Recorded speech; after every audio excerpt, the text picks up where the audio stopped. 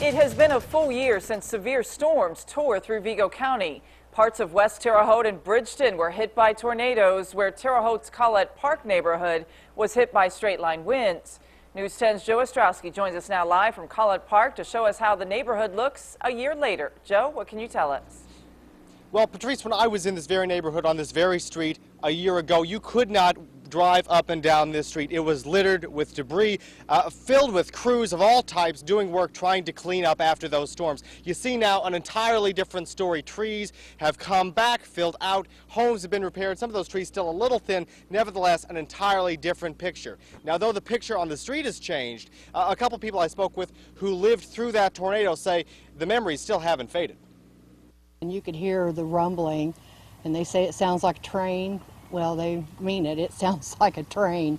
I felt the whole house shake. Susan Bryan and her family were living through a tornado that left her Marion Heights neighborhood ripped apart and left many of her neighbors without a place to stay. Trees down everywhere. I mean, and limbs. There was no driving up and down this road. It was completely blocked off with utility trucks coming in to clean up the mess.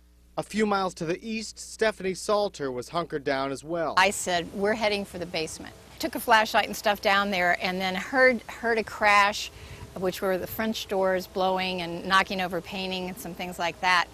And then it was just over. That's all. Salter lived in the Collette Park neighborhood. Instead of tornadoes, she'd heard straight-line winds blowing above 90 miles an hour.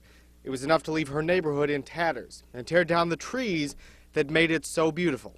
I think I lost at least a dozen mature trees and then lots of other small ones that just got taken out. And then, of course, in the cleanup process, more of them had to come down. For months after, crews in both neighborhoods were hard at work clearing debris, rebuilding homes, and undoing the storm's damage. That work has been tough across the Wabash Valley. But despite all of it, neighbors say there was one bright spot. You know, nobody in that storm that night was killed or even injured severely. Something happened later on in a cleanup, but that is truly astounding to me, that something that could be so destructive so fast, and we all made it out alive. Proof that sometimes the force of nature can also draw the force of the human spirit.